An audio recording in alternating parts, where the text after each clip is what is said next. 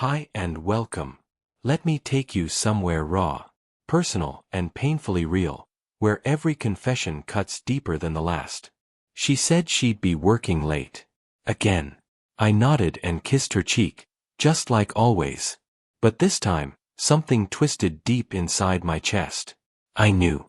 Not because I was paranoid or jealous by nature, but because I'd been closing my eyes for far too long. 8 years. That's how long Lisa and I had been together. She was my wife, my anchor, or so I believed. I'd built everything for us, our home, my business, a stable life. She dreamed of freedom, adventures, climbing the career ladder. And I tried to give her everything she wanted, even when I was barely holding myself together. But something had shifted in recent months. The signs were subtle at first. She came home later and later. Her texts became shorter, less frequent. Eye contact became a rare gift. There was a new fragrance clinging to her clothes, perfume I'd never bought her. And in her eyes, I saw something that chilled me to the bone. Not anger. Not exhaustion.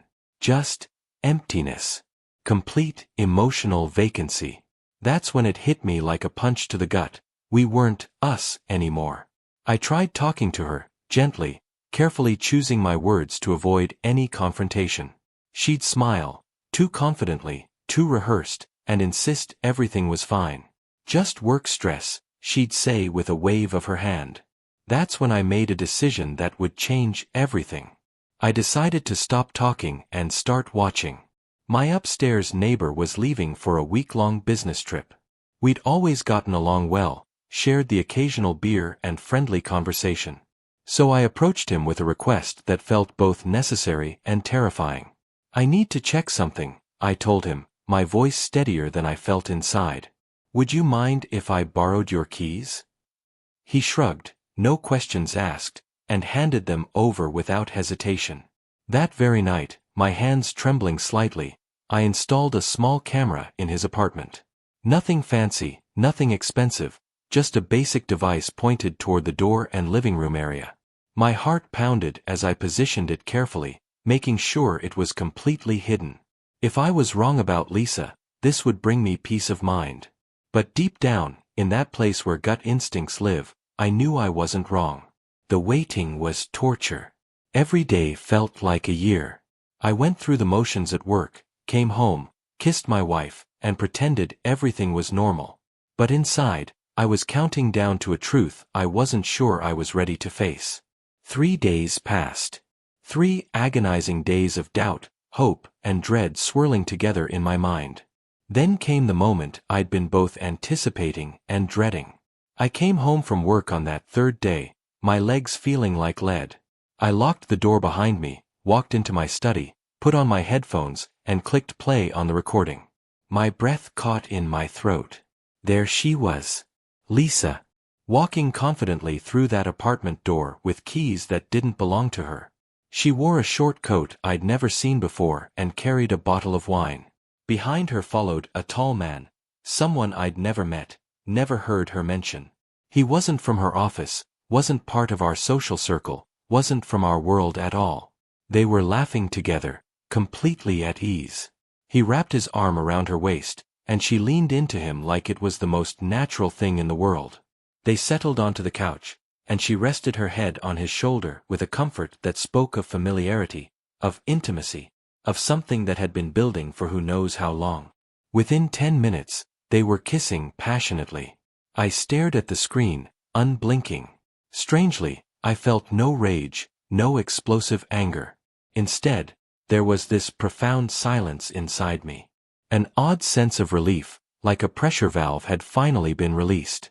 The uncertainty was over. The questioning, the second-guessing, the sleepless nights wondering if I was imagining things, all of it ended in that moment. I didn't rewind the footage. I didn't search for explanations or try to find reasons to doubt what I'd seen. I simply turned off the video and sat in the darkness of my study, processing this new reality. That same night, I printed several clear screenshots from the recording. No words, no explanations, no angry accusations. Just the visual truth of what had been happening behind my back. I placed them in a simple envelope and left it on her pillow. Then I took my blanket and settled on the living room couch for what I somehow knew would be my last night as a married man. Morning came, but Lisa was already gone. Not just absent, completely vanished. Her clothes, her personal items, her phone charger, everything had disappeared as if she'd never lived there at all. Her phone number was disconnected. No note, no explanation, no goodbye. Just an empty closet and the echo of 8 years that had apparently meant nothing to her. I filed for divorce immediately. No heated arguments, no bitter negotiations, no public scenes.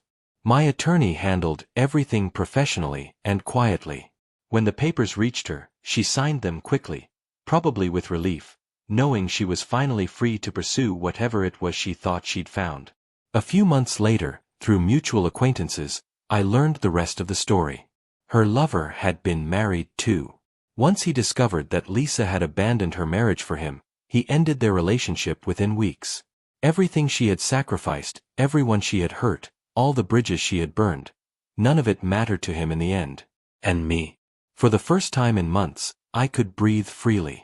I joined a gym, discovered a passion for photography, reconnected with old friends I'd neglected. The house was quiet now, but it was a different kind of silence. Clean, honest, and peaceful. People often say, if you feel like you're being betrayed, it's because you are.